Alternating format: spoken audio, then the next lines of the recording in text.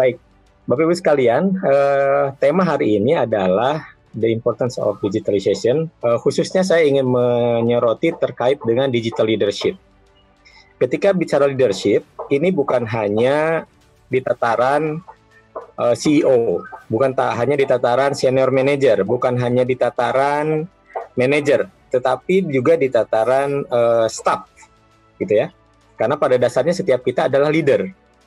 Nah, jadi ketika nanti kita bicara digital leadership, itu adalah aplikasinya itu bisa untuk ke semua level tingkatannya.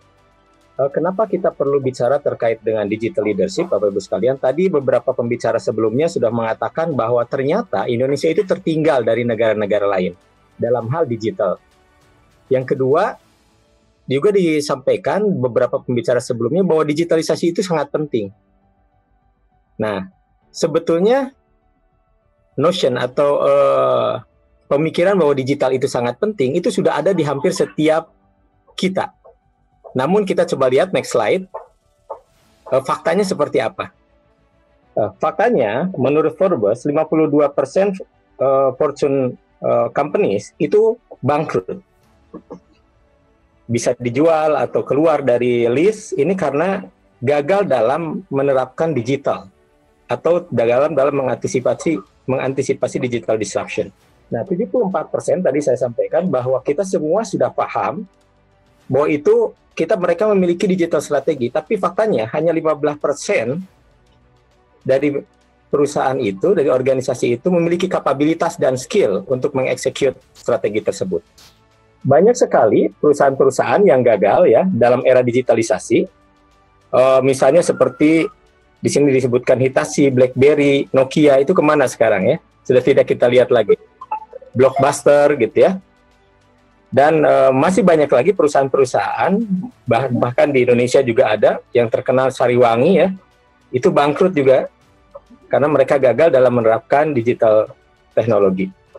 Juga ada 7-Eleven, ini bisa gagal. Nah, dari kegagalan-kegagalan perusahaan besar tadi, Bapak Ibu sekalian, kita tentu bertanya kepada diri kita ya, organisasi kita, apakah kita akan mengikuti perusahaan-perusahaan yang gagal tersebut, sehingga perusahaan kita akan menjadi sejarah, bagian dari sejarah masa lampau, atau kita ingin terus perusahaan ini survive.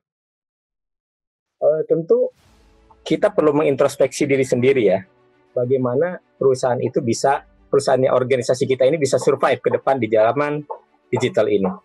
Oleh karena itu, kalau next slide ya, dari BUMN, kebetulan saya dari BUMN, itu menerapkan, mensyaratkan untuk menjadi leader di BUMN itu harus memiliki digital leadership. Ya, yaitu kemampuan untuk mengarahkan, memimpin serta mengevaluasi proses transformasi digital perusahaan dengan mendayakan seluruh daya dan nilai tambah yang dimiliki oleh perusahaan. Ini adalah satu kompetensi yang diwajibkan untuk leader-leader BUMN. Tentu bukan hanya di BUMN, tapi organisasi-organisasi lain. Kenapa ini penting tadi? Kalau tidak bisa menerapkan atau memiliki digital leadership ini, maka kemungkinannya perusahaan itu tidak bisa bersaing. Ini bisa dilihat beberapa tipe mobil ya. Yang di atas, gambar di atas itu adalah mobil tua yang tidak ada dashboardnya. Yang gambar kedua adalah mobil ada dashboard tapi hanya untuk speedometer. Sementara yang ketiga itu sudah fully digital. Nah, kenapa saya bandingkan digital maturity perusahaan atau organisasi ini dengan mobil? Karena organisasi yang baik itu harus memiliki KPI atau kriteria yang bisa diukur, terutama dalam hal-hal yang sangat penting atau dalam core bisnisnya. Nah, kalau dalam mobil tentu mobil harus bisa melihat berapa sih kecepatannya, gitu ya. Itu yang paling penting dalam sebuah kendaraan. Nah, kita coba flashback ke perusahaan atau organisasi kita. Apakah perusahaan kita sudah memiliki dashboard yang bisa mengukur kinerjanya secara digital? Nah, oleh karena itu saya ingin partisipasi Bapak Ibu sekalian. Coba deh introspeksi ya, dipilih yang mana organisasi Bapak Ibu sekalian kalau dibandingkan dengan maturity mobil. Apakah nomor 1, nomor 2, nomor 3? Silahkan dipilih Bapak Ibu sekalian. Mungkin ada yang sudah punya dashboard tapi manual. Nah, itu mungkin masuknya ke nomor 1 itu. Ya. Tapi ada punya dashboard sudah otomatis tetapi baru sedikit dashboardnya, baru keuangan saja. Nah, mungkin sudah masuk nomor 2 tuh. Ada yang sudah mengimplementasikan dashboard perusahaan yang komprehensif dari operasi, dari finance, dari SDM, dari keuangan gitu ya. Kalau kita bicara digital leadership, ini ada beberapa hal yang perlu kita bangun ya. Yang pertama, kita harus memiliki konsep. Harus dapat memahami konsep dari digital itu leadership sendiri. Apa bedanya leader, apa bedanya manager? Ya, kalau leader biasanya lebih ke visioning, memberdayakan tim, sementara manajer lebih ke eksekusi. Lalu apa itu digital leadership? Tadi sudah disampaikan bahwa digital leadership itu memberdayakan sumber daya organisasi untuk menuju tujuan dengan menggunakan digital.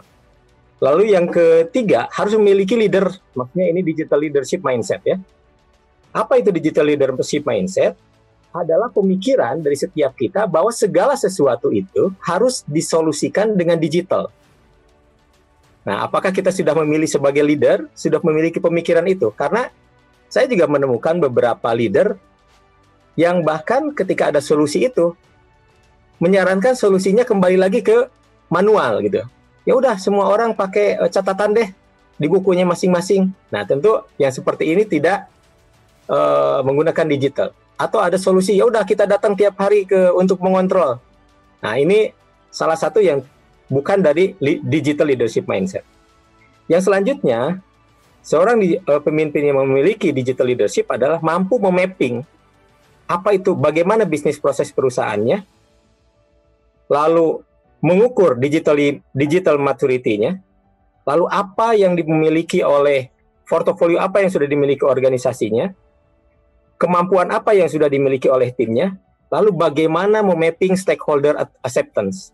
Tadi disinggung di pembicara sebelumnya, bahwa kita harus melihat karakteristik dari konsumen kita, dari tim kita, sejauh mana penerimaannya terhadap digital itu, terhadap teknologi. Ini penting, harus di mapping sebelumnya. Lalu yang ketiga, bagaimana memanage perubahan. Tadi juga sudah disinggung bahwa perubahan itu penting, tapi bagaimana memanage dan skill-skill apa yang dibutuhkan untuk memanage perubahan, ini juga sangat penting. Oleh karena itu, kita sebagai leader didorong untuk menguasai hal-hal ini untuk dapat melakukan digital transformation dalam organisasi kita.